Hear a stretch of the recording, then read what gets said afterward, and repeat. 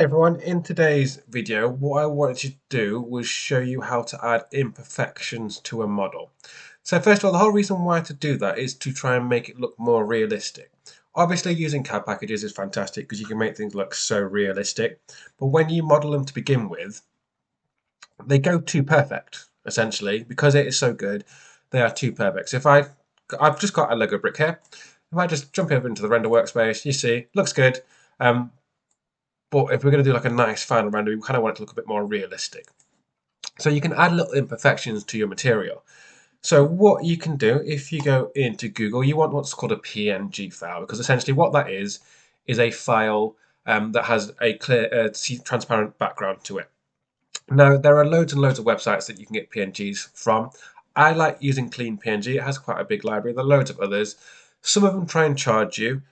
It's up to you, but I would really recommend not paying for them because it's just not necessary. There's so many other free ones. So if someone tries to get you to put in credit card information, just go somewhere else.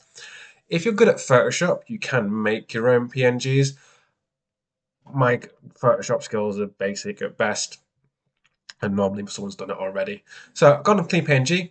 I've got my Lego brick, and I figure what I probably want to do is add a bit of dirt to it because it's a kid's toy, probably going to get dirty. So I've gone to Clean PNG. I've just searched in dirt, and then you scroll down, and I'm liking sort of these sort of ones here that I've found. So these look quite good. So I've clicked on this one here. This is the texture I've gone with. So I have already downloaded it. So we do scroll down, go to the free download. Obviously, make sure you click on the right download thing because they like to be loads of pop-ups. So this is the dirt one I go for. I've downloaded it. Only takes a second. So I'm back into Fusion again. So I'm going to go to Insert, and rather than go to Canvas, I'm going to go to Decal. So I'm going to click on Decal, and I'm going to Insert from Computer, and I have got this in my downloads, and I've got it here, which is the kissing texture, kiss PNG texture mapping clip art. So double click on that, and what it will do is say, where do you want to put it? So I've got to put it on a face. So I'm going to click on this face here, and at the minute, it doesn't look like much has happened, but if I zoom in and move it around, ooh,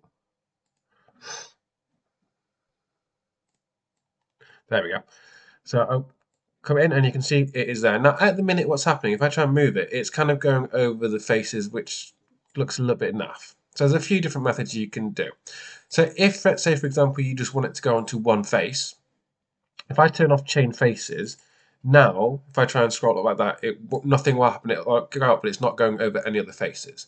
In this instance, it doesn't really matter a lot because you're not going to see a lot of these imperfections. So what I'm going to do is I'm going to bring it into position. I'm going to turn chain faces on, but then what I'm going to do is I'm going to scale it up a lot.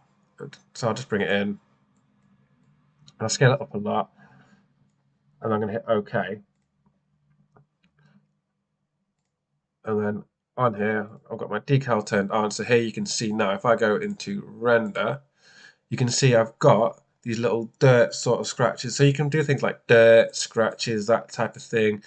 And it just makes it, so obviously what I would need to do here is scale up a little bit. But you can see it makes it just look a little bit more weathered, a little bit more realistic. So when you're doing a render, it just looks a little bit nicer. Okay, so that's how to add little imperfections. Hopefully you found that useful. Any questions, please let me know and I'll get back to you.